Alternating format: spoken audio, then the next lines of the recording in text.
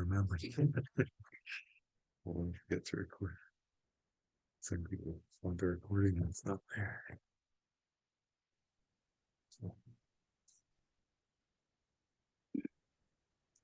So we can start. Maybe more people are joining, but I could just start. Um, so we've been covering the 37 harmonies with enlightenment. Um, and they're mainly focused on the Four Noble Truths, right? Um, which are, of course, a very extensive subject. And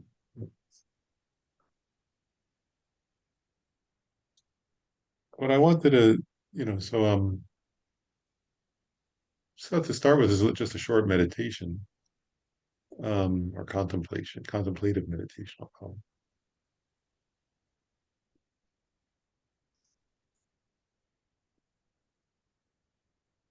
And so this one, we're focusing on each person focuses on their own experience right now.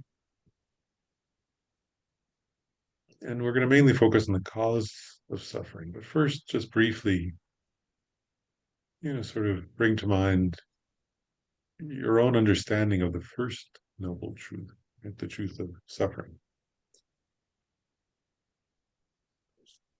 It's dukkha, dukkha.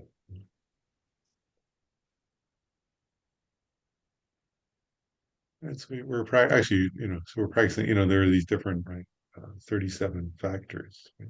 Um, so now we're going to practice mindfulness, the first noble truth, right? Discriminating as nature, briefly. So you're aware, like, everybody here has heard teachings on this, right? But there are all different types of suffering and different levels of subtlety of suffering. Right? So just notice, like, when you think of dukkha, first noble truth, do you think of the suffering of suffering?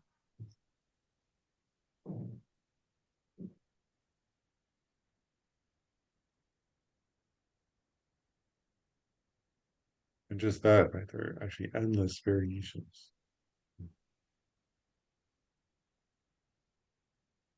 And then the suffering of change, again, there are endless variations. And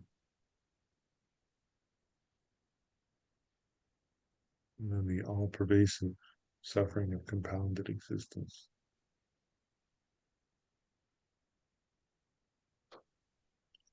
Which pervades every experience within samsara.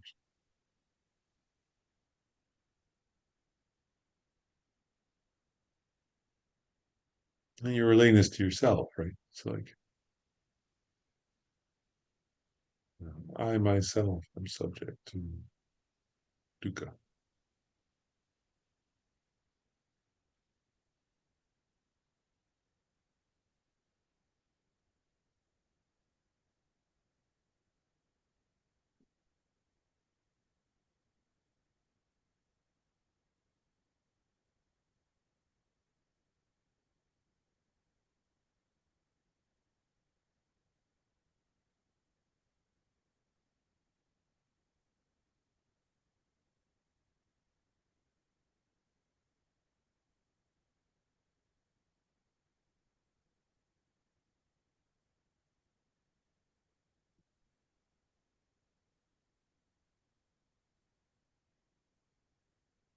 Subject to countless variations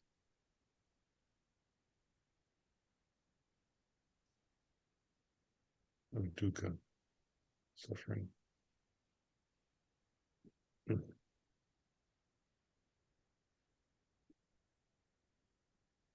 as you're contemplating that, then the main, contemplation for now is going to be to now turn to just to look at what is my, for each of us, right? What is my personal understanding of the cause of suffering, the second noble truth? So when it comes to my own suffering, my experiences of suffering,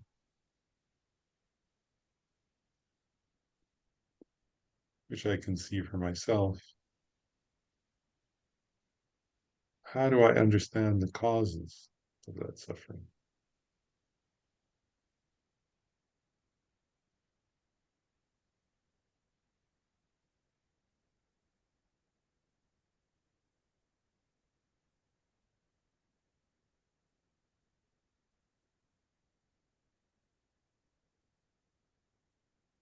My suffering is an internal experience in my mind.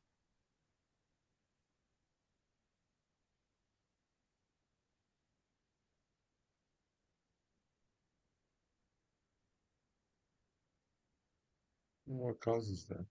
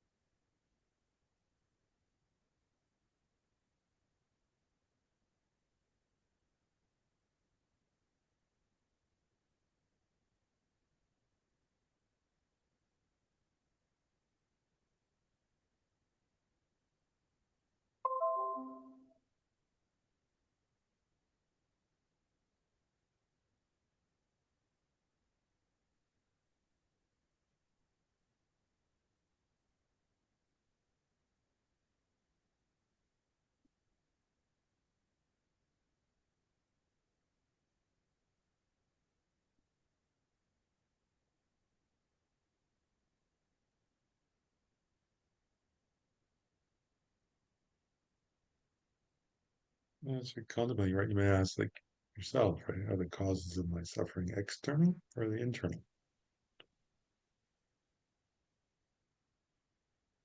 It's clear that suffering arises in my own body and mind.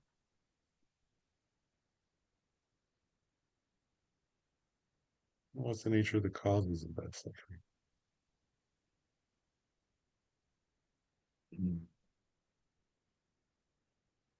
What are the causes? There may be causes and there may be cooperative conditions.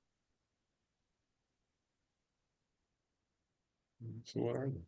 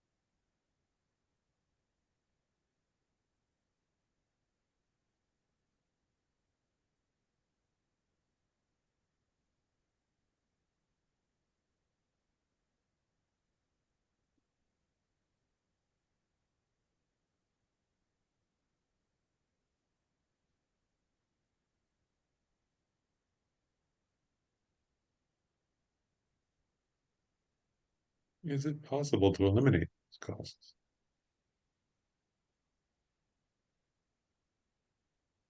How do I know what those causes are? Do I see it directly? Or can I logically infer they are?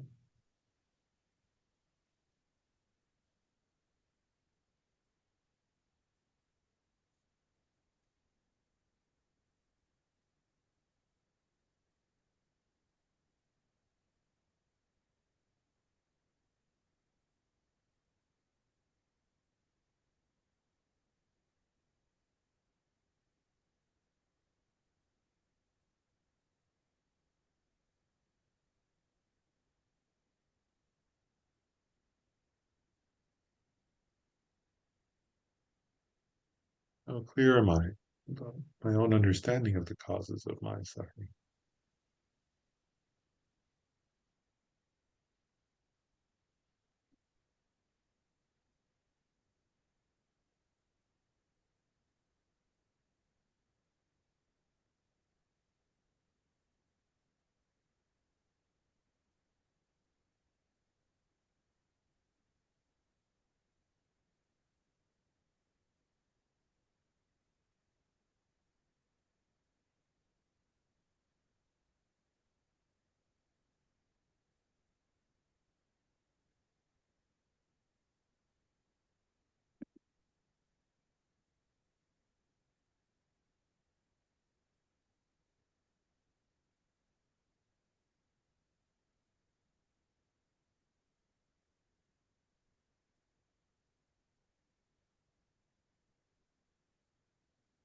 And the last question for this contemplation is,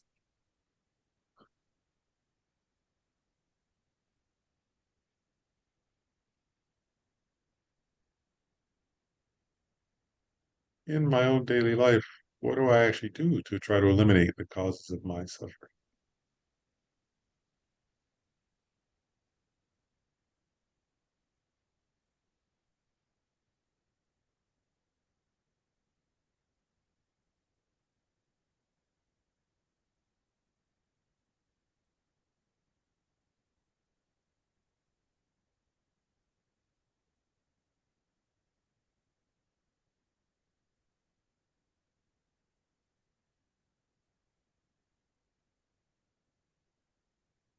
Those efforts based on what I just analyzed, I think is the cause of that suffering, or are they based on some other idea of the cause of suffering? Hmm.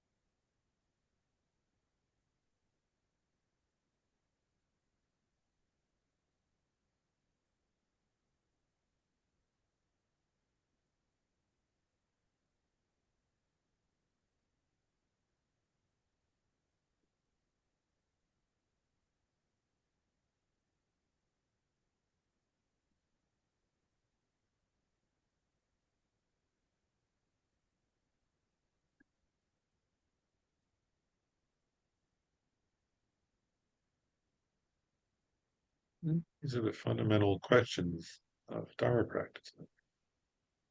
Whether it's compassion for myself, compassion for others, it has to be based. Compassion is the wish to free somebody from suffering.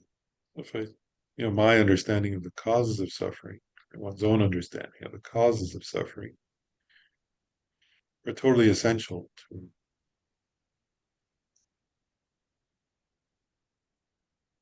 effective compassion.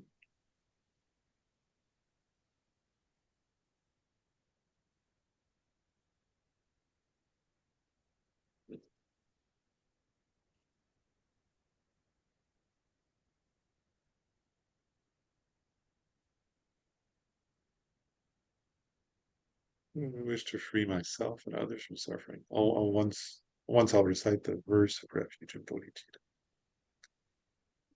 I go for refuge until I'm enlightened. The Buddha, the Dharma, the Sangha, through the merits of generosity and the other perfections, and I become a Buddha to benefit all sentient beings.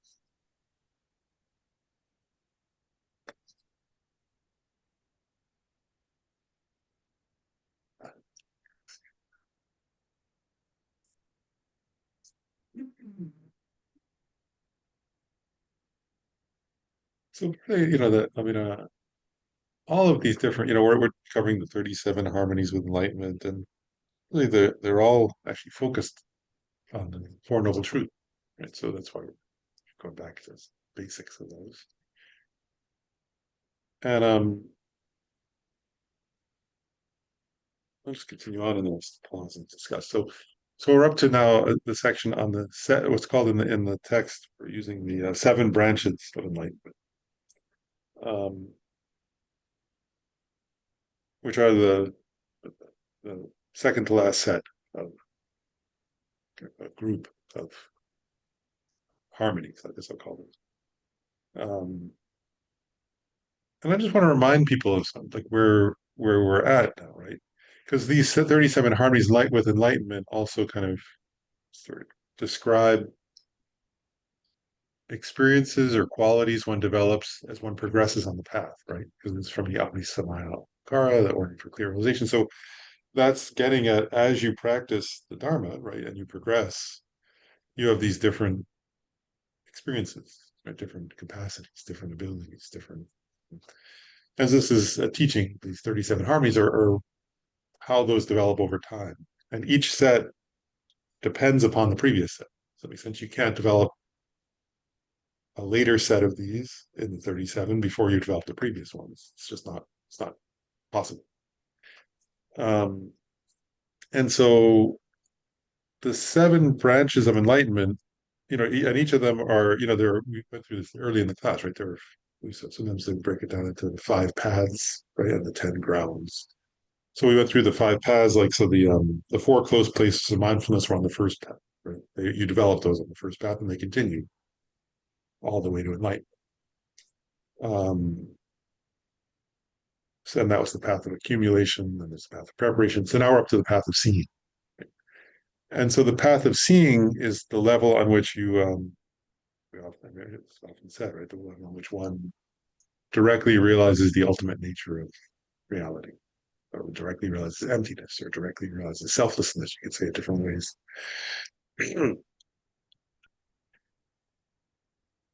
and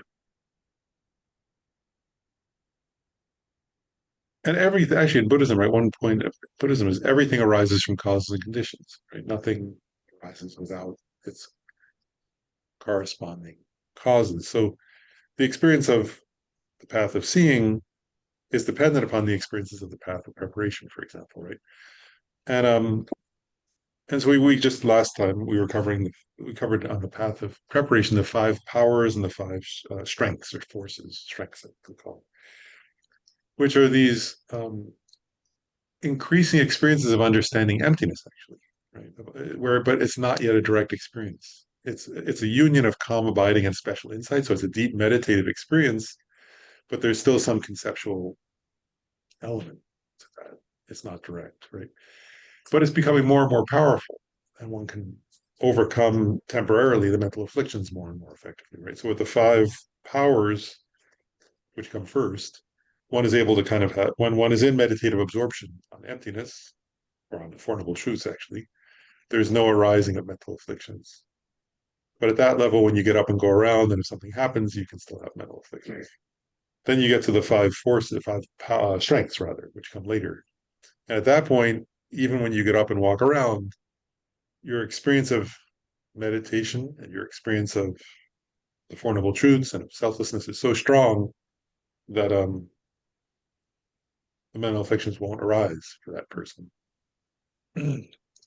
But they still have, or there's, but they're still, they still haven't seen emptiness directly, right? But the way they sometimes say it is that, like, the veil of conceptuality is getting thinner and thinner, and they draw this analogy. Some one text I saw drew an analogy like that, much earlier on, one has come to a correct inferential cognition, a correct contemplative understanding of emptiness, but it's conceptual, right? And they draw this analogy. They say it's like a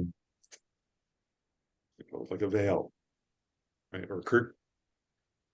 And and the analogy they give is that, like, if you were rubbing on the curtain and it's getting thinner and it's starting to wear out, right? And so you can see more clearly through the curtain. And then when one gets to the path of seeing, it's like the curtain uh, is broken open and you can see directly. That's one acknowledge. Um, so this is describing then this very profound, these seven branches of enlightenment, calling them here, are a very profound experience of that experience, seeing, that come with, or the path of seeing, and the first time when it's understood, or not understood, but realized emptiness directly without conceptuality. So a number of points. One is um, in the FPMT text, they call it the seven branches of enlightenment. But I thought it was interesting. In a book by His Holiness Dalai Lama and Tibetan Children, they translate the same thing, but they say seven awakening factors. So I'm just going through the language here, right? Enlightenment and awakening are different translations for Bodhi, actually, right? Buddha, like Buddha, so you could say Bodhi is enlightenment, or you could say it's awakening, right? It's different translation for the same idea, although it has different connotations. Don't they? Those two translations have a slightly different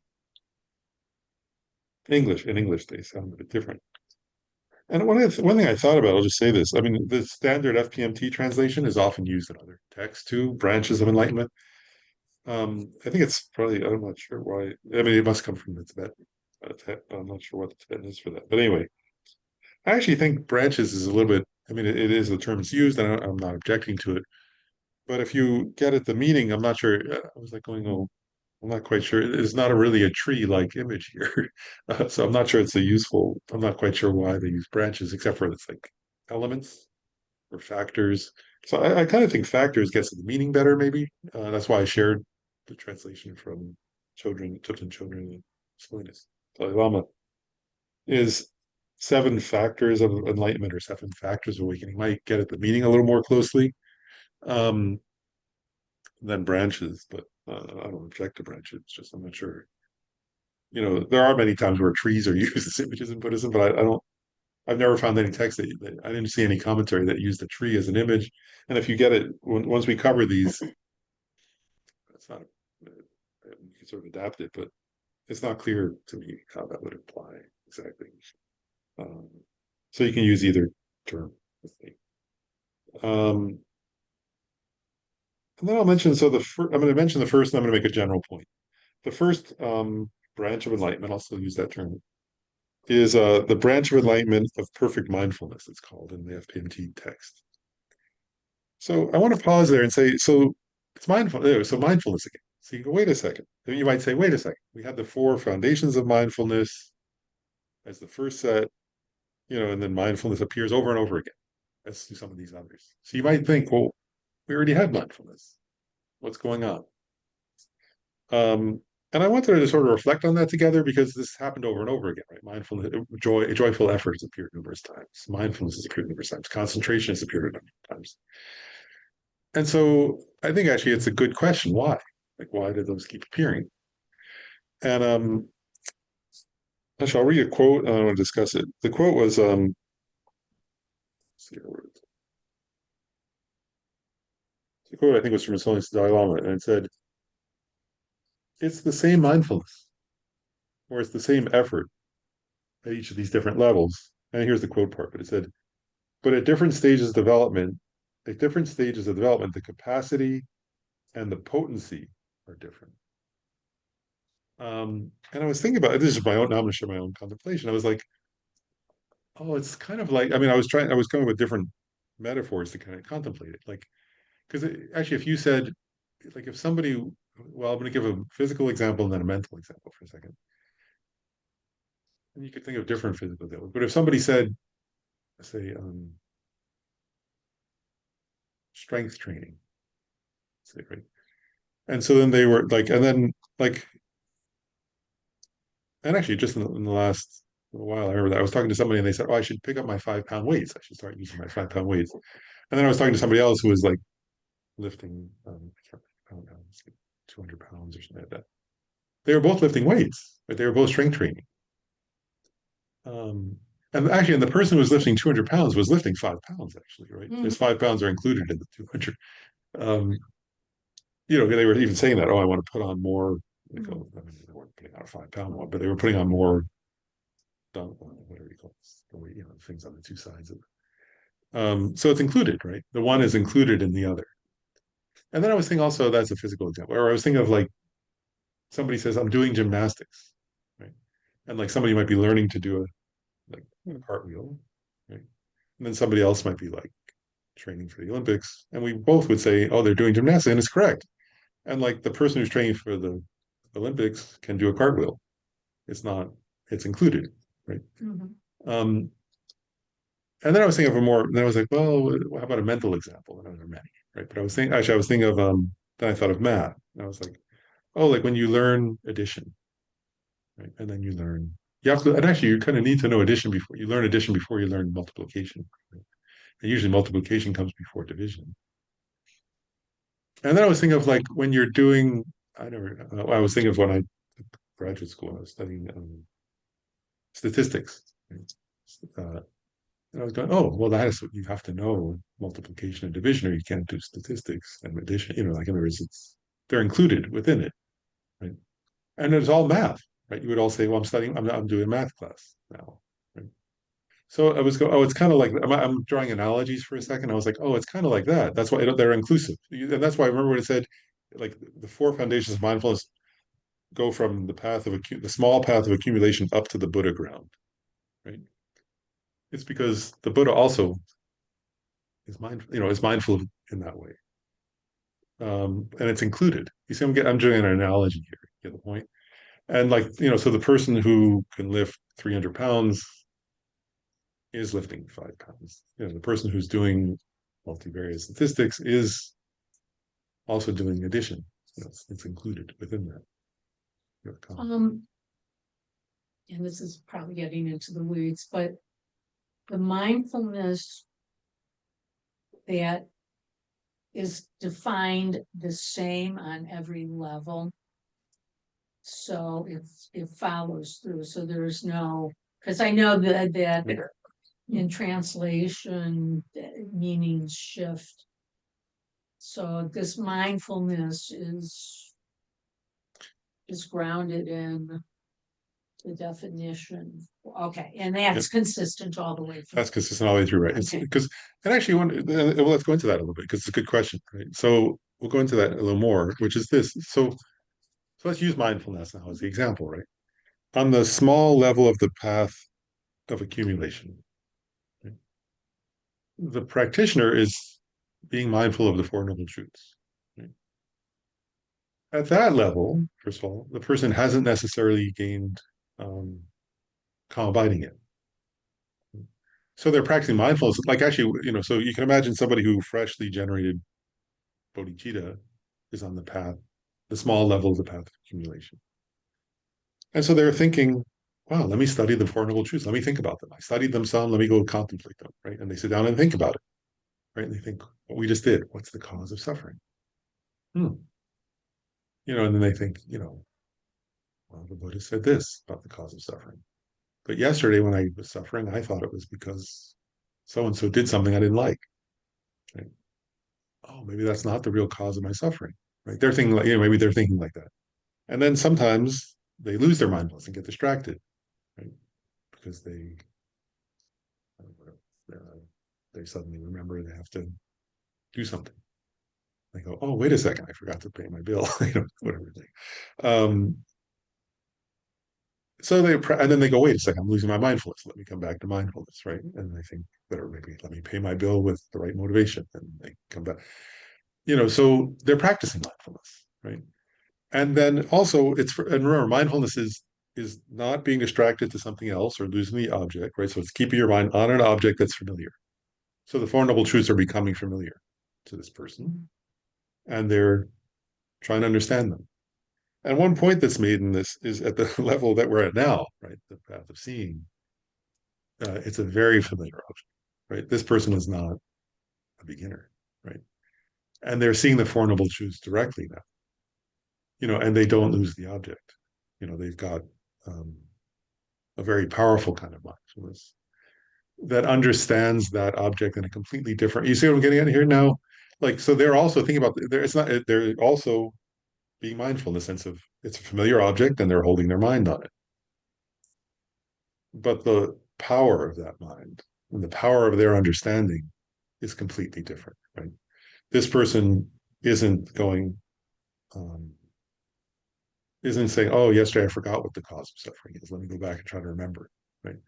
This person has seen it in their own experience through long process already of contemplating, meditating on that, and they've developed powerful concentration that doesn't lose the object at all.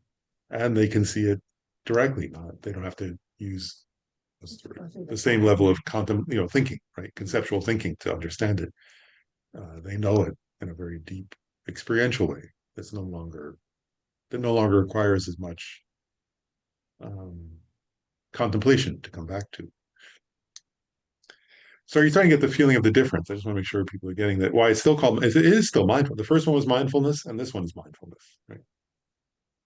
But Is, it's a different power. is familiarity with the object, is familiarity, does the experience, I mean, you start on the path of accumulation.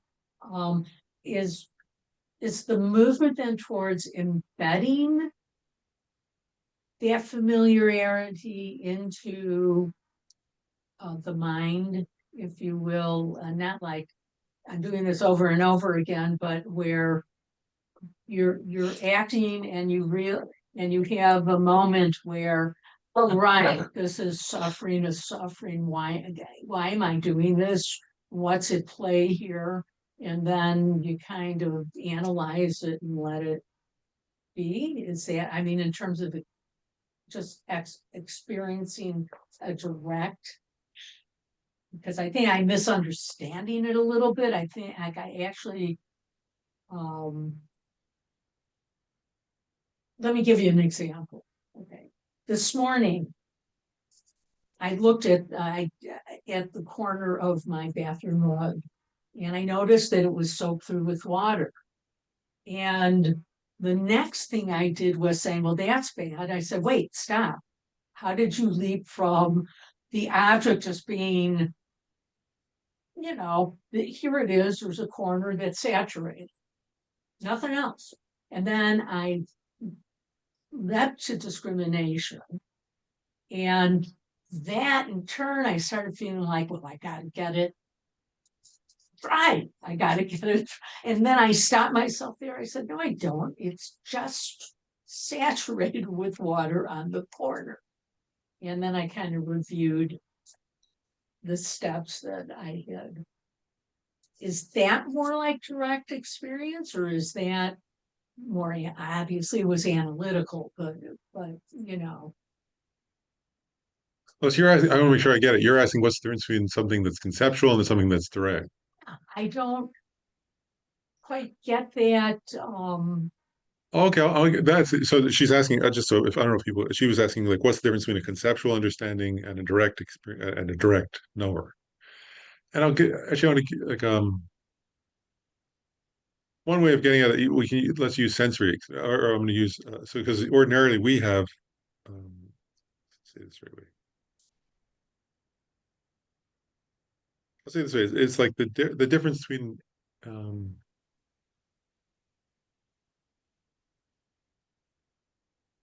if I say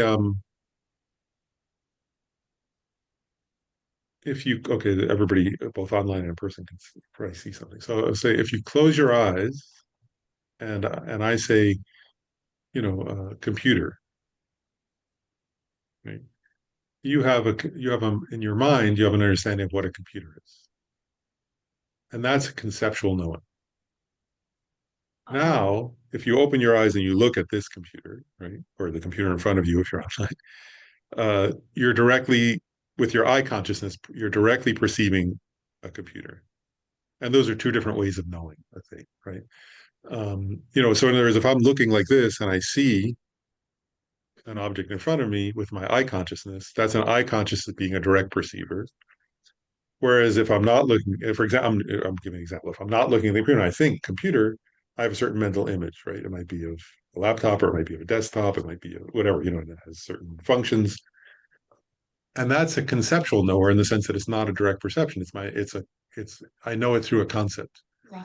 Okay. And so that's the Get that. difference between the two. Yeah. Okay. And we ordinary people actually, so when it comes to emptiness, right? Say, or selflessness, we can have if you start to study emptiness or selflessness, you develop a conceptual understanding of it, just like you develop a conceptual understanding of a computer, right? You start to get an idea, oh, this is what selflessness is.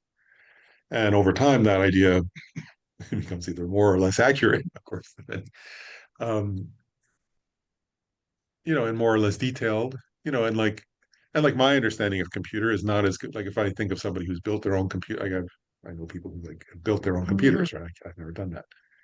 Their conceptual understanding of computer, even though it's conceptual, right? If they close their eyes and think computer, they have a much more detailed, clear understanding of what a computer is than I do. It's still conceptual if they're doing it when they think about a computer, right? But it's much more detailed. They could actually make one. I can't. I could if I learned, but I can't. Right now, I can't. Um, but that's still conceptual, right? Now, if that person just finishes putting together one and then turns it on, now they're having a direct, and then they're looking at it, they're having a direct experience of it. So a direct, and the same thing with a place. They sometimes use that analogy, right? If I say, actually, yeah, if I say, Beijing, right? Actually, you have some. Everybody, even if I've never been to Beijing, but everybody, one has a certain kind of conceptual understanding, or Tokyo, right? You may have a certain conceptual idea of that, whether you've been there or not, actually. But then if you're walking around the streets of Tokyo, you're having a direct experience of a street in Tokyo anyway. So that's the difference. You see what I'm saying? It could be eye contact, it could also be scent or sound, right? You're hearing people speaking Japanese, for example, or smelling certain cooking, or those are all direct experiences. But then, like, you come home and then you think back, oh, that's Tokyo. Then it's conceptual, right? It's a mental image of that thing, that phenomenon. All right, thank you. Did you have? Yeah, not anymore. Okay. Um, okay. Thank you. Sure. Um,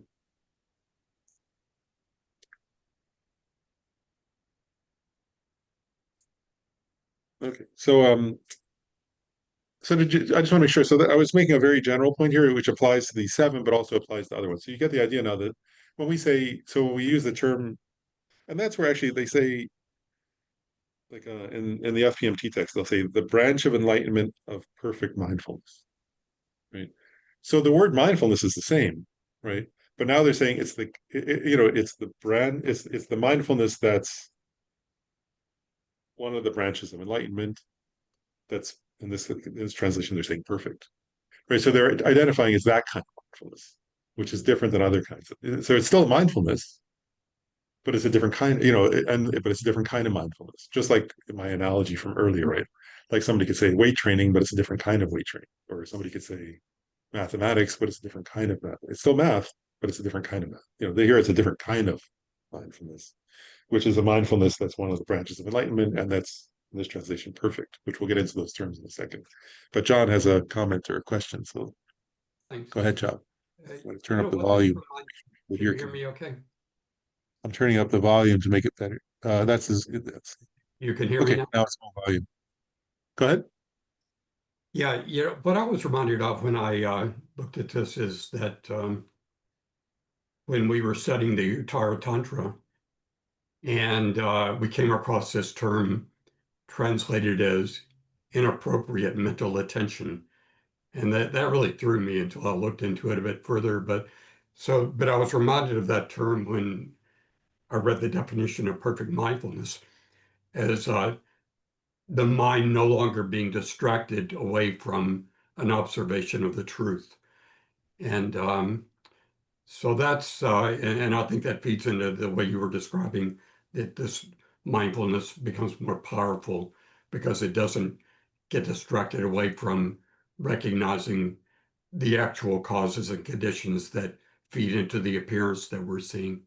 So anyway, I love the way these things start dovetailing into clearer understanding.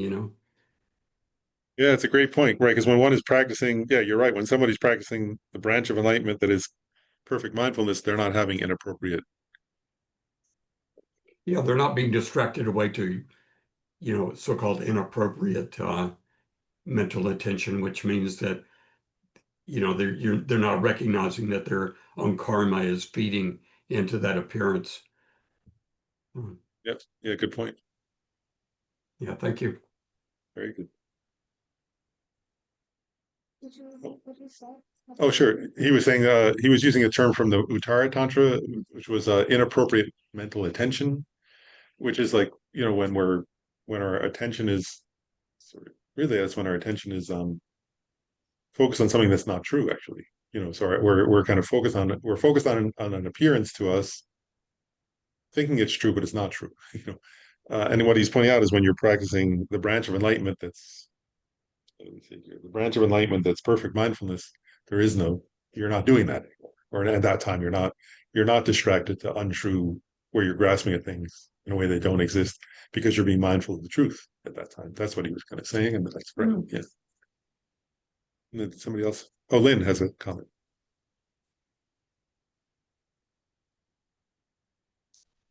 Um, if uh, sometimes I feel like if I'm in a calm abiding state, I know something, okay, but it's not a conceptual knowing, okay, and then I struggle to put it into concepts. So is that a more basic form of mindfulness, or I guess you'd say perfect form or pure form or something?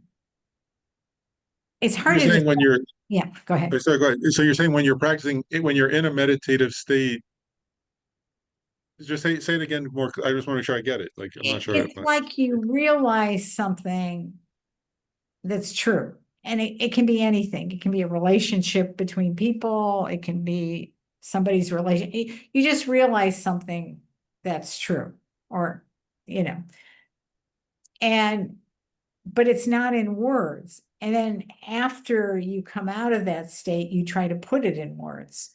And so it's an understanding that comes from the mindfulness, but it's not conceptual originally. You have to work to put it in a concept.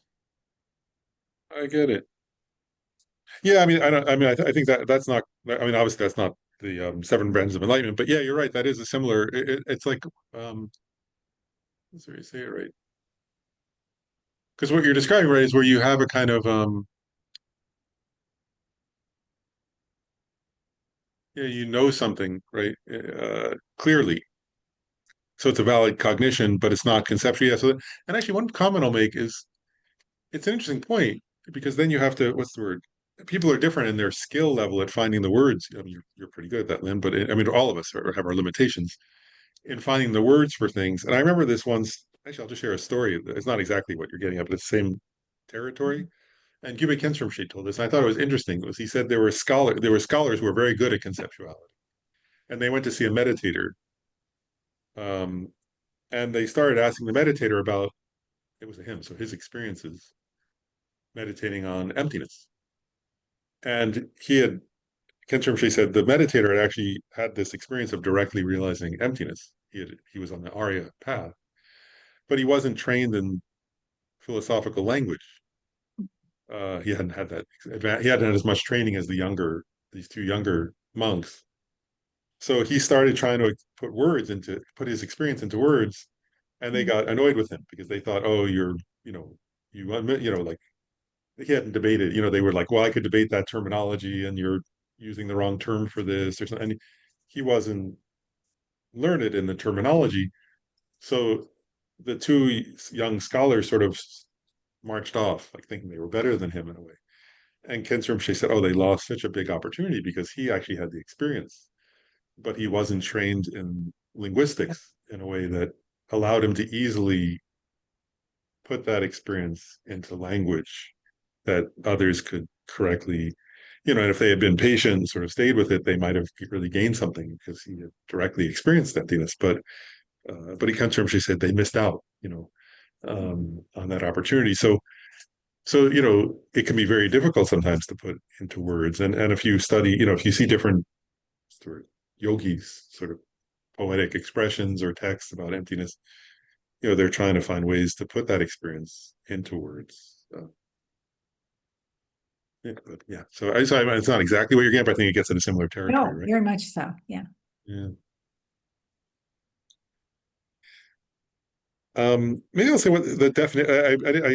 I skipped over something. I just realized, so I should say it. So the general definition, right? So the definition of a branch of enlightenment, this is from the FPMT text. The definition of a branch of enlightenment is an exalted knower in an aria's continuum that acts as a cause of enlightenment that is its result. So there are a number of things about this definition first. One is, actually, probably a very important one is it says in an aria's continuum, right? That's the first one that says that, right? So it's an aria is noble being, right? A noble being is somebody who's seen reality. Um, and so, um, and I've said this before, but here is the actual point where it comes up in our study of this text is that I always think, I always laugh when it says that everybody who's not, anybody who's not an aria is what sometimes say ordinary being or sometimes say childish being, right? And so that's anyone who hasn't achieved this experience is a childish, ordinary being. So immature, you say we're immature in a sense, which is true according to from a Buddhist perspective.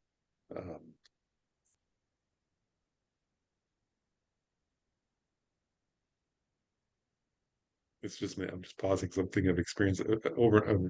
Just thinking of actually myself going to, and also a couple of friends, but at various moments with cancer, you make cancer going to him with like very serious, like going to him, people going to him upset about something, and him just looking and starting to laugh hysterically. He was like, I went to him once about I was upset about something or other, and I was like, oh, this is, and then he just he fell over laughing so hard that he couldn't get up, he couldn't speak, he couldn't get up, and I was like, I was like very helpful. I was like, oh, I'm an immature being, like I'm caught up in something that's not of my own mental construction. I actually was able to get it, in that moment because, but I was like, oh, he's a mature being and I'm an immature being, and he's sort of like, seeing the humor of that. Anyway, so in an aria's continuum means in the continuum of somebody who has seen reality now. So all the previous versions of things were not yet in an aria's, right? This is the first one that's in an aria's continuum. And continuum means mental continuum, right? So it's in you in the and we say mind, but really mental continuum, I mean moment to moment, right? But there's a turning point. It's still a continuum actually, right? But when the person sees emptiness directly, there's a turning point that is irreversible. So their continuum continues, but it's now changed um, into a different kind of person. Um, and so it's an exalted knower, right? The others were also exalted knowers, right? That understood something. But here it's in the continuum in Arya. And it's interesting, that acts as a cause of the enlightenment that is its result. So that's an important point here that when it says 7 branches of enlightenment or 7 factors of awakening, they're not enlightenment or awakening itself.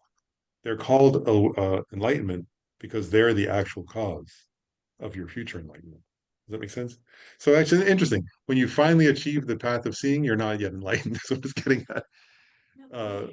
Because you're only on the path of seeing. There's still the path of meditation and the path of no more learning. So it's a reminder in the definition that you've achieved a very high level of experience now, but that's the cause of your future Buddhahood. They're not yet a Buddha. And sometimes it's an important point because I actually have heard in America people say this to me, like, oh, then you're enlightened, or then you're a Buddha, which is not true. So it's a wrong understanding. So this counteracts that wrong understanding. So it's this very powerful experience. And actually, according to when they say like in the sutra path, right? The path like is described in the sutras, it said the Buddha took 3 countless great eons to achieve Buddhahood. So the first countless great eon was from the beginning of the path up to the path of seeing. So he has still 2 more countless great eons to go to become a Buddha. So it's really not Buddhahood. It's like there's still ways to go before you're a Buddha at this point. But you're no longer an ordinary being, and you no longer take rebirth in the same way ordinary beings do. From this point forward, you take rebirth through compassion if you're a bodhisattva, not through karma, not through the force of karma. So you become a different kind of being, but you're still quite a long ways from Buddhahood.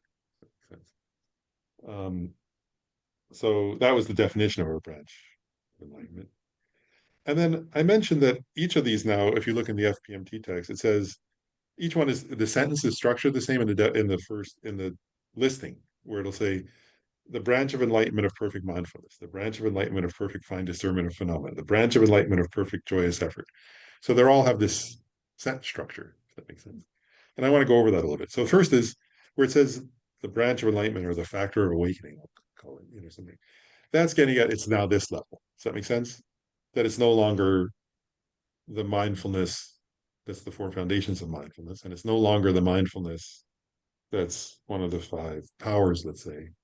Now it's the mindfulness that's a branch of enlightenment, which means it's in an Arya's continuum now. It's a different kind of mindfulness. It's a different, well, actually not a different kind. It's a different potency. It's a different power. It's a different capacity of mindfulness is one point. And then this term perfect in I thought it was interesting in the Dalai Lama and Thupten Chodron's book, they use a different word there. They use the word, oh, here it is.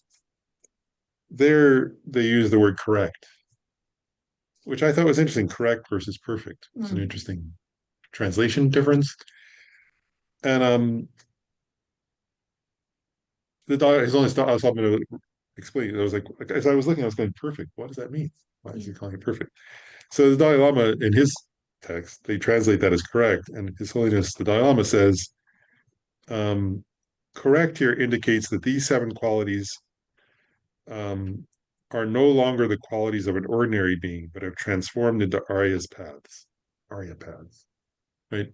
So and I want to elaborate on that a little bit for a second, because it's getting at actually what John, what you said a couple minutes ago, which is, I'm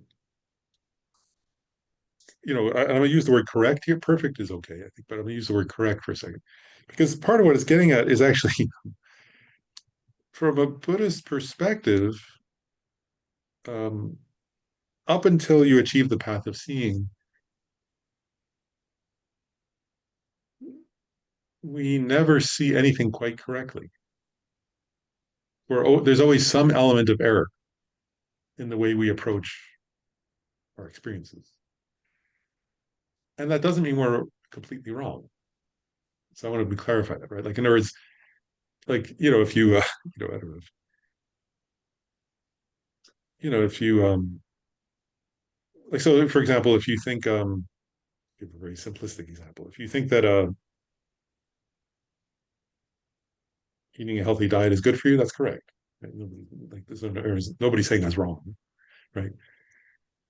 But as you think that, right, ordinary beings think there's an intrinsically existent I, and there's an intrinsically existent healthy diet, and there's an intrinsically existent idea of health.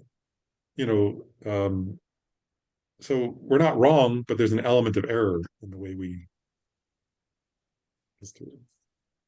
see that. Or even like if you look in the mirror and you go, "Oh, that's me." Well, you're not wrong. That is you. But you're seeing yourself as if you're intrinsically existent, right? And that's why then if you suddenly look different, you'll be upset, for example, whatever, it's like a quality of grasping an intrinsic existence. So up until we achieve the path of seeing, even when you meditate on emptiness before you achieve the path of seeing, you're understanding emptiness. If you've gained what's called a valid cognition through meditation, like a conceptual valid cognition of emptiness, you're not wrong. Your understanding of emptiness is valid, but it's still an element of error because you're seeing emptiness as though it intrinsically existed. Does that make sense? And you're seeing it as if there's a conceptuality that sees subject and object as separate, as if there's an I that's understanding emptiness. So it's still not perfect, or it's still not completely correct. Is this a correct way to think about that? Like I think about we perceive the world through our senses, our eye consciousness, our sense, whatever, right? And it comes into your mind, and then in your mind, you think you're seeing something automatically, but actually it's sending information back to your mind, and then your mind is translating that into this is what I see, right? So if our minds still bear some level of ignorance about our existence or whatnot, then the mind that's translating all this information coming in at that is going to have some level of ignorance in how it perceives things. And that when you get to this level, that ignorance in your mind is dispelled. And so then when you perceive things, you're seeing them correctly. Is that like a proper way? Yeah, I mean, another way of I want to say something related to what you were saying, like because one point about conceptual knowing, let's say, well, actually, there are two different points here. One is conceptual, right? That conceptuality by its nature, there's a term in Buddhism, which I find strange that the way they translate it a little bit, but they say, uh, seeing that you have a term and you have a mental image of something. And there's a term that they use in translator. I think Jeffrey Hopkins came up with his way of saying it, which is as good as any, I guess, but that I've seen, which is seeing it as suitably mixed with the object. That's Jeffrey Hopkins' term, right? Like so, um, I have a word chair, right, and a conceptual image of chair, and I see that as suitably mixed with that object. Um,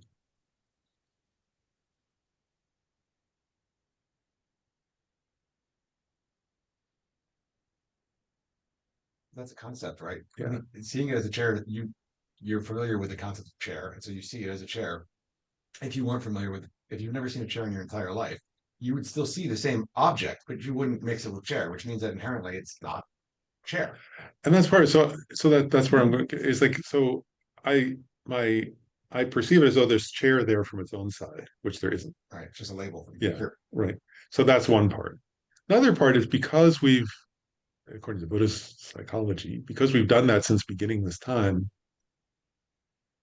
even before we know the word for a thing, like a baby, for example, we perceive things like even our eye consciousnesses, even with the eye consciousness, according to Majamika, we even our direct perceivers see things as though they exist intrinsically, Mm. which is a leftover habit of ignorance. Yeah.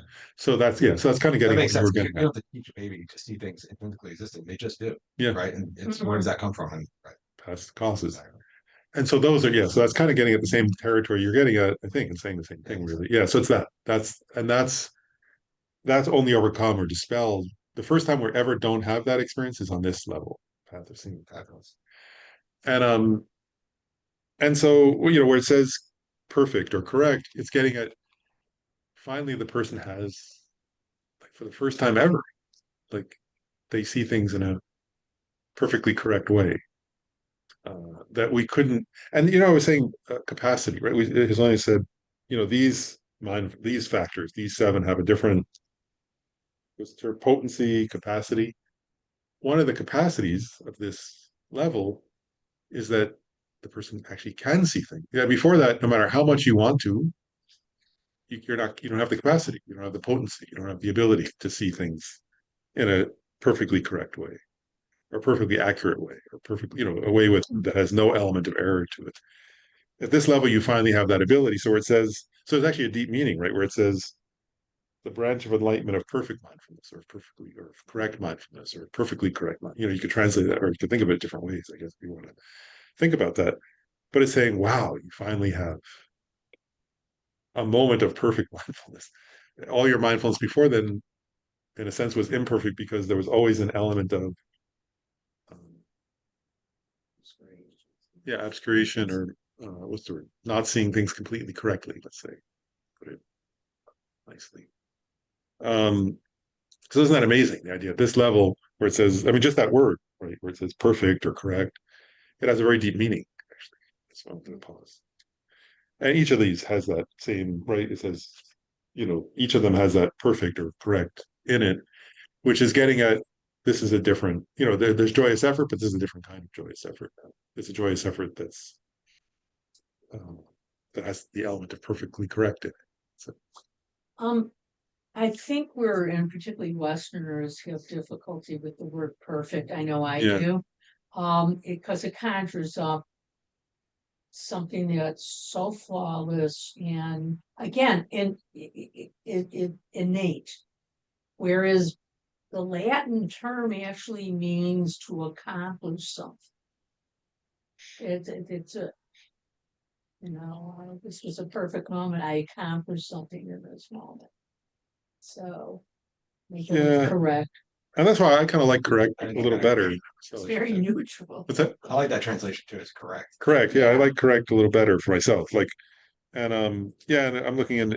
Here's in His Holiness the Dalai Lama's text. He uses. They translate a bit of the Sutra of the Ten Grounds, where they go through the 7 awakening factors are like this: correct mindfulness, and then we'll get into later. It says abides in isolation, abides in detachment, but they use correct for each one. So I find that, I don't know, for the same reasons you Yeah. were getting at. It's the term, but I mean, as long as you know the meaning, if you want to say perfect, it's fine, but you need to know what it means. Um, it's not perfect in the sense of Buddha because you're not a Buddha yet. It's not perfect in the sense of like some object that's out there. It's perfect in the sense of it's correct. There's no element of error or mistake. That's the point there. Um, so then, so let's talk a little bit. Then we'll just at least do the first one, and we'll see where we're at. So the first branch, right, as I said, is the branch of enlightenment that is correct mindfulness, I call it.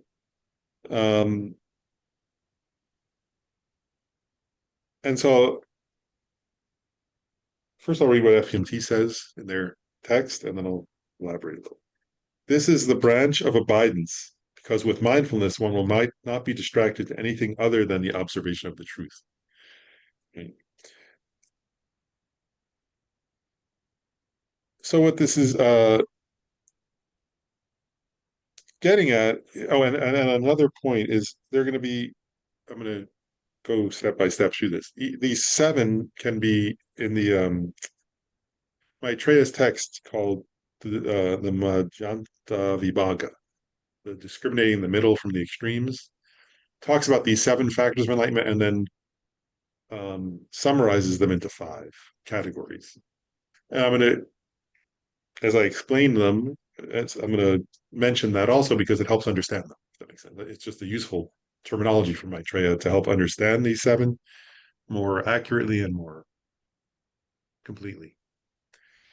So this branch of enlightenment that's correct mindfulness in those 5 is called the branch of abiding. And why is it called the branch of abiding? So it's abiding, like abiding. And it's called that because um, with this branch, the branch of enlightenment of correct mindfulness, you can abide on the truth. Does that make sense? So like without distraction, and this is kind of John, what you were getting at. That you can abide on the truth or stay because mindfulness means that you can stay with an object and not be distracted away from it or not lose the object. So here, what you're in general, the object is the Four Noble Truths, right? So you're able at this level to abide or to be mindful of the Four Noble Truths without um, without being distracted to anything untrue. Makes sense. Uh, and one text says, "You are not distracted to anything other than the observation of the truth." Another text says, "Because it's a mindfulness that will not be distracted to other objects." But here it means it's a mindfulness of the truth that doesn't get distracted away to anything that is untrue. And then another text, I think it's Holiness, the Lama's text said, "Here you are thoroughly familiar with the Four Noble Truths, and so you are not distracted to anything other than the Four Noble Truths, right? Any other object." Um, so, um, the main object here is actually the ultimate truth, emptiness, but it can also include other aspects of the Four Noble Truths. Anything, so it's the truth of the Four Noble Truths, the most important of which experientially is selflessness or emptiness. And here you abide on that with no distraction to anything else.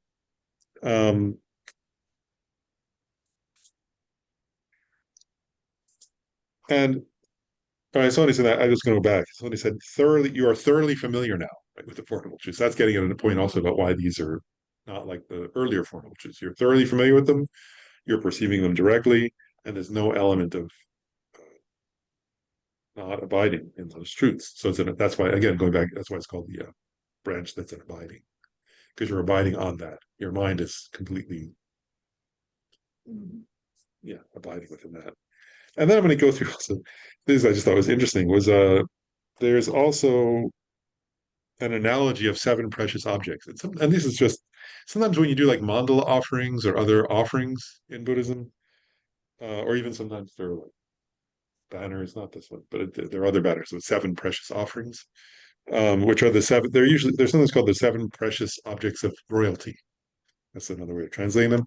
So each of those is, and sometimes you may think, well, why do they? It's the precious elephant, and the precious wheel, and the precious horse, and the precious minister, so this householder. And you might think, well, why do they do that? But there's symbolic meaning, which corresponds to the seven factors of enlightenment. So that was interesting. So I'll share that. So this is likened to the precious wheel. And precious wheel in Buddhism, actually in India, those seven actually aren't uniquely Buddhist. They're Indian, they're Buddhist and Hindu both. They're part of Indian mythology almost or something, like kind of like it's called, like in Europe, there's like things like the Philosopher's Stone and the Sword of Excalibur. So these are like that. These are Indian, but so the precious wheel is not just a wheel. It's actually when you've seen probably if you ever watch sometimes these videos of his Holiness Dalai Lama, sometimes they'll offer His Holiness a big symbolic wheel, and they're requesting him to turn the wheel of the Dharma. So they'll offer these beautiful golden wheels. It's quite elaborate, nice, and it's connected to this kind of symbolism. But the precious wheel actually in ancient India was almost like a. If you read about it, it's almost like what's it called a flying saucer or something. Ah. It's this sort of like they say a universal monarch has this precious wheel that follows them around that allows them to conquer wherever they go without difficulty. So it's how they become a precious, what's it called, a universal monarch, is they have this wheel that kind of flies in the sky like the sun, but follows them and through which they can conquer any place they want to. So they don't actually have to make big wars or something because it's sort of this, they have overwhelming power. And the point here is that it's likened to the precious wheel, which allows one to be victorious in overcoming everything. Likewise, with correct mindfulness, one is able to sustain mindfulness continually, and with familiarity, one can strengthen it over time. So the analogy here, right, is like if you think of like a mythic king or somebody who could have this wheel where they can conquer whole continents. From a Buddhist perspective, nobody cares. Like actually, nobody really wants this. That's right. Like, if you're practicing, if you're on the path of seeing, that's not your interest. But the idea here is like that. Your mindfulness is like something that follows you, right, everywhere you go, and through which you can conquer your own mental afflictions, right? Because you can abide in the truth, and it's a very powerful abiding. Um, it gives you this kind of dominion over your mental afflictions is the idea. So you'll see these are just sort of interesting, what's the word, similes or analogies or something. And they're taken, and it's an image to give you some idea of what this is getting. So that's why I thought it was worth sharing. It's the texts.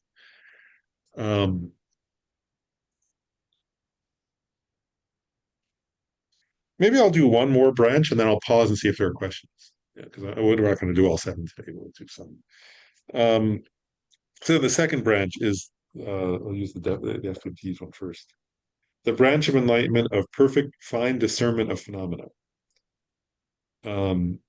And of the five, it's the branch of nature, they call it. So it says, this is the branch of nature because it newly and directly realizes selflessness. So, and then there's more. But so point here is finally, how does it say? Finally, fine discernment or discernment, I think is a good word, of phenomena. So what that's getting at is on one level, right, it says in the way they present it here, well, actually, I'll read a couple more and I'll say. It's also called the branch of nature, right? This branch of fine discrimination of phenomena or fine discernment, because uh,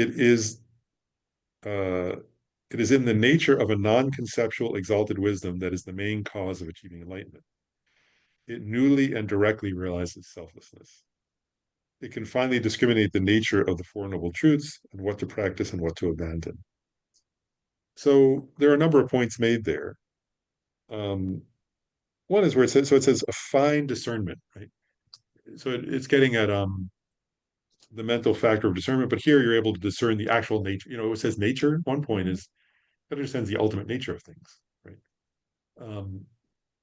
So and the ultimate nature of you actually is emptiness, right? So it finally discerns your own ultimate nature, right? The ultimate nature of your own self, of your own mind, and of all phenomena. So that's one point. Why it's called nature, right? So it finally discerns, and actually, actually, let's get into that. So one of the points I read, it newly and directly realizes selflessness. So that's the very key point about the path of seeing, right? One is newly and directly, right?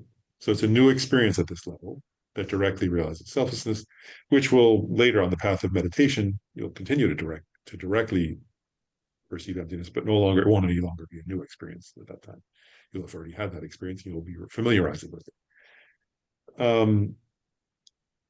And also though, so it's not only the ultimate nature. It's also that you can also, because another quote, I think this is from His Holiness, says, you're also able to finally discriminate and discern the nature of the Four Noble Truths, and in particular, what to practice and what to abandon. Right. So at this point, you've understood the ultimate nature of phenomena, but you also understand now clearly and directly which phenomena are to be abandoned because they're causes of suffering, and which ones are to be cultivated because they're causes of enlightenment and well-being. Right. And so you can understand that in great detail at this level. Does that make sense? So that's this term of fine discrimination or fine discernment is getting at an ability to really, in a very detailed way, understand, oh, that's, as one, let's say, as a certain kind of mental affliction event were to begin to arise, you would recognize it. And, oh, that's a cause of suffering. And then you would know, like, say the example of compassion or of meditative concentration or the other virtuous faith and so on. You would know, oh, those are to be cultivated because they help me progress on the path. And then the analogy here is the precious elephant. um, and in so in the mythology of the seven precious objects of royalty, right? The precious elephant is like a huge elephant that the royal person would have, and that makes them difficult to defeat. Where because an elephant, like actually, I remember once there was like a movie where like people were invading India and they had like horses, right? And they were like conquering everybody, and then the royal king came with a bunch of elephants. And of course, the horses had to run away because the elephants are so big they scared the horses. An elephant's the largest animal that you can ride. So so the metaphor, the image from ancient India was that like the royalty would ride would ride a herd of elephants with a huge elephant in front, and people would sort of, if somebody was attacking their place, then they would sort of flee. So it says, likewise, this wisdom, the wisdom of this level, uh, you know, uh, destroys your grasping of true existence. So like your tendency to grasp at true existence is crushed under the foot of the elephant. That the elephant can crush it stampedes and it crushes under its feet. So your ignorance, grasping at true existence, is trampled, under the foot of the giant elephant of fine discernment of phenomena. And by the way, do you get what they're doing here? I mean, it's obvious, but it's worth noting, right? Because Buddhism does this. I think Buddhist texts do this, and this is doing it quite interestingly. Is Buddhism over and over again? If it what's the word? It takes the metaphors of or the images of the world and you know transforms them, yeah, into something that's no longer right. It's taking images of violence, right? But it's turning on its head and saying what should be crushed is your own ignorance, right? Not another person or not another group of people or not um and if you want to, and it's all that, right? If you want to be a warrior against your own selfishness, against your own ignorance, against your own hatred, not against anybody else. Stir the cases come on its head. Cases. Yeah, and the cast, right? Same thing with Arya. Yeah. Yeah, and that's the same thing with, I said that before. The word Arya is doing the same thing because in ancient, actually not just in ancient India, but in India throughout its whole history, there's been this whole thing of, that Arya has actually meant a term for one-upping, right? Oh, I'm more noble and you're less noble, and which caste is more noble, and looking down on people of low caste. And of course, here, even that term Arya, the Buddha's, and the Buddha did that interesting, right? The Buddha didn't, I always think that's intriguing. I was thinking about that recently with all these, right? With all these metaphors, whether it's Arya, right? The Buddha chose to use that term, could have used a different term, right? But he was Indian, he knew the meaning of the term and the implications quite well. But he took the term and he used it to mean somebody who's seen reality, regardless of their birth, right? And he said, I don't agree with any other term. Nobody else is noble if they haven't seen reality. Only those who've seen reality are noble, right? Or with this thing of the elephant that crushes, right? He said, the real enemy to be crushed is your own ignorance. So maybe precious elephant of correct, perfect discernment to crush your ignorance, right? So Uh, redefined is symbology. yeah, he redefined terms and the symbology in a way that was aimed at awakening Mm. for beings. One thing that's intriguing, though, I always think about is, you know, he also didn't. So the Buddha redefined that for anyone who was interested. I'll just make a side point here. I would just personally think about just about this, but the Buddha also didn't convince everybody, right? And there was when the Buddha caste them still exists now, uh, and violence certainly still exists now. You know, and the Buddha never said he could convince everybody. You know, that's not the Buddha's trip. You know, and that's why the Dalai Lama, right? He goes around, he says, "Don't become Buddhist." I'm not asking you to become Buddhist. You know, that's not the Buddhist approach, and that wasn't the Buddha's approach. It's not and it came down all the way to the Dalai Lama. Is so that whether it was the Buddha at his time or the Dalai Lama now, the Buddhist approach isn't to say so everybody has to listen to me, and I'm going to convince the entire world to be to give up the caste system or to be nonviolent or to be. The Buddha is saying, if you want to be happy, be nonviolent. If you want to be well, be nonviolent. If you want to be happy, um, become noble by seeing reality. If you want to be well, become noble. And then he says, and that's up to you. You know, so I just pointing that out because I don't know. That's not.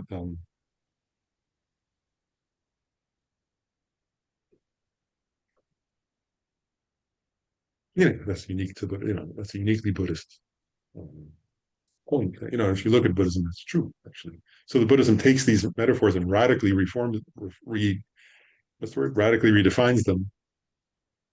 But then, and then says that's our definition. Do what you want with it. That's the stance, I think.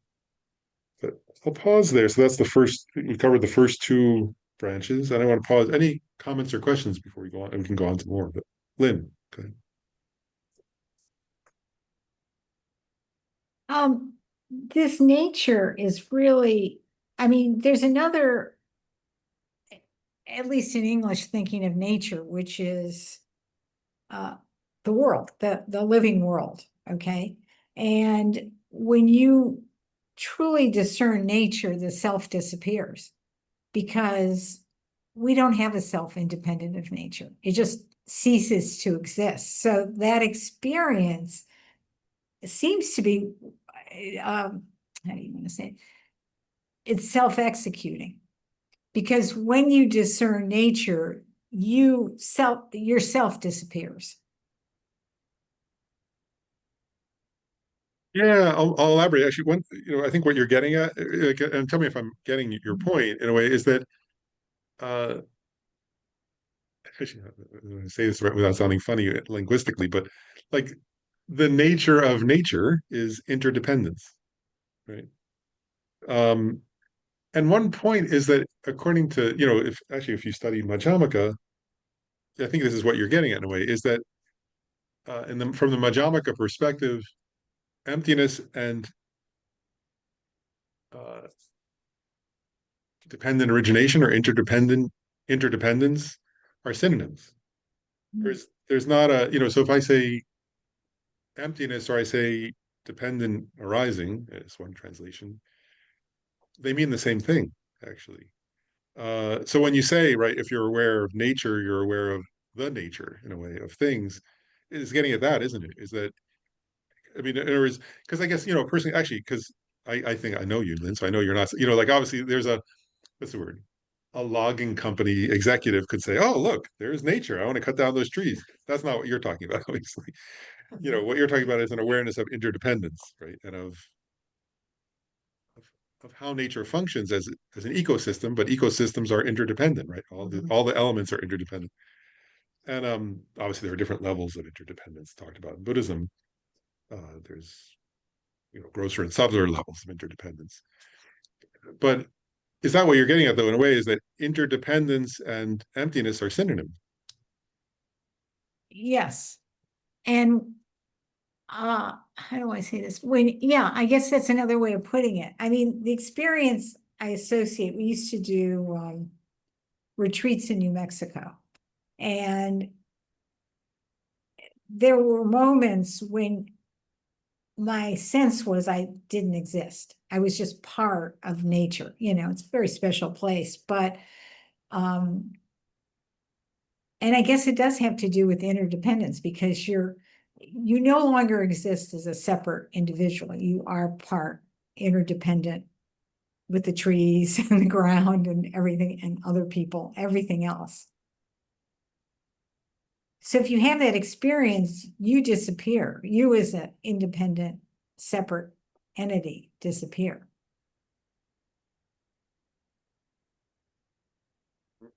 So you're glossing the word nature differently in a way, which is interesting. I think Yeah, I mean, it's the English nature, yeah, but yeah. I think it gets to the same point.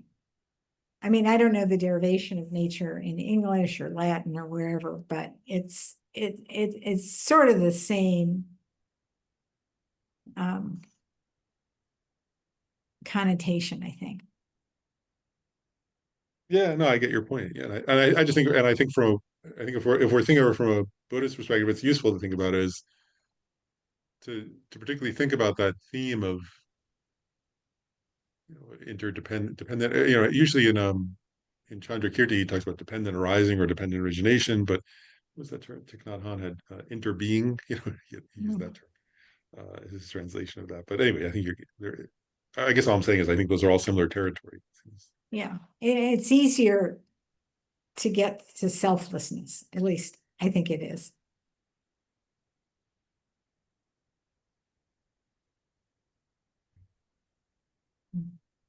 Other comments or questions? Oh, It just struck me as I was talking that, just thinking interdependence and thinking nature, think of it in being interdependent and a part of, there's an inherent responsibility there of being true or being the productive part of that unity that I kind of hadn't contemplated before. So karma works, right? I mean, Yeah, right? right. If everything's interdependent, then the way that you react to things will go back out into the web and influence everything and back to you again. Right. Right. Yeah. And it's really important to verify that and just continue to work on that. yeah. It is, isn't it? Yeah, beautiful point. Yeah. Yeah, thanks, it's great class. Trying to distinguish between just an understanding of the Four Noble Truths, conceptual understanding of the Four Noble Truths, and then what you mentioned as direct perception of the Four Noble Truths as we're going through rapidly. So I'm just wondering, is that equal to kind of this understanding of dependent origination and emptiness as we experience things, or is it something different? Yeah, it's interesting. I mean, I've been thinking about that too, in the sense that sometimes when the path of seeing is discussed, right? I mean, the main emphasis in this, even as we're going through these commentaries, in a sense, the main emphasis is that it's the point where one sees uh, the ultimate nature of phenomena directly for the first time, right? So as says, newly and um, directly realizes selflessness. That was the phrase that was used in one of the commentaries on this branch of enlightenment. But and I think everybody's kind of getting at similar territory in a way. But I was just recently I was reading a commentary on Majamaka by Kadampa, so from Atisha. It was like based on it. It wasn't. It was like at the end of it, it said these were the words of Atisha. I think it was somebody who had heard. Well, Atisha didn't write the text, but it was like a student who'd written it down. And what Atisha said over and over in various ways was he kept saying, you know, the only way that one comes to this experience, right, of a direct realization of emptiness is through uh, correctly understanding the dependent what's the word dependent arising interdependence in relation to conventional phenomena. And so he kept saying, like, as you more and more finely, because I'm getting at the fine discernment here, he kept getting at as you more and more finely come to understand the interdependence and the dependent arising as the nature of conventionally existent phenomena, that is how you eventually come to understand the ultimate nature of phenomena. And he sort of makes this point. He says, because there's not a way. He says, since the ultimate nature, this experience that's being gotten at as the path on the path of seeing, as you would ask the question about this, but there isn't a way to, because it's a non-conceptual experience, that it can't be accurately verbalized. And so the only way to help somebody get there is by helping them understand correctly the interdependent nature of conventional phenomena. And Atisha made this point at certain points where he said, I can't remember the exact phrasing, but he basically said, through that one comes to understand how one grasps at intrinsic existence and how intrinsic existence is not the nature, and it's not the nature of those things because they're interdependent. And then he makes this point. He says, and when one that's what it's a non-affirming negation of that grasping at intrinsic existence by understanding dependence. And he said, then the knot of the mind unties itself, which I thought was a beautiful description. Uh, and an experience of the ultimate is like that, or something. Any sort of it's beyond words, but it's like kind of the knot of the mind untying itself. So and then they make a point when one comes out, which I think is also part of what you're touching on, which is in the in the path of seeing, his last point, that in the path of seeing, there's a uninterrupted path where one is just having nothing is appearing to the awareness of that being other than emptiness, right? So that they're having a direct experience of emptiness, which means they have no other conventional appearances. Doesn't mean nothing exists, but just means for them, they're completely absorbed in that experience of emptiness. So there's nothing else that's appearing to their awareness. But then they say when the person, I make a couple points. One is when the person has that experience, there is the first they experience their first cessation. It means permanent ending of something. And what ceases on the path of seeing are what's called all intellectually acquired or sort of acquired wrong views. That person can't any longer be convinced. If somebody comes up and presents a tenet system or a religious system or a an idea or saying it's whatever, like that's incorrect, the person has seen reality, so it's not convincing, or doesn't change, it doesn't sway them. So they've ceased that. But then they come out of that, meditative absorption that and I think this is what you were touching on, is that then when the person opens their eyes, right, and sort of opens their ears and starts to interact their senses again, they're sent because of it was from earlier, right? That because of their previous habituation with grasping at true existence, things appear to their senses as if they were inherently or intrinsically existent. But they don't believe that appearance anymore. Whereas they know then from their own experience how things are dependent. How things are interdependent and also are dependent upon parts and also dependent upon labels. And they see how their own mind they say that person experiences things as illusion-like, right? Because they see, oh, this appears to me as if it were intrinsically existent, but actually it doesn't really exist that way. It exists as merely conceptually labeled by the mind. So they experience things like that, and then they see the Four Noble, right? They really do that. They experience the Four Noble Truths, all the others. So the point being that then, back to your point, I think, is that then they understand all the Four Noble Truths in a different way. They've already understood them, of course, on the path of preparation. But now they're able to experience, again, going to that point of the potency and the power of their mind, the power of that experience. They can understand, and this is what we'll get into next week, actually, next class is next week. Because this is where I think once they've had that direct experience of selflessness, they understand what to abandon, what to adopt. Like in other words, when they see the mind, like when they see phenomena, they see them as illusion-like, but they also see how they see to a different level of profundity, how the mind creates suffering, how the mind creates happiness, what the causes are of awakening or full enlightenment, and all that,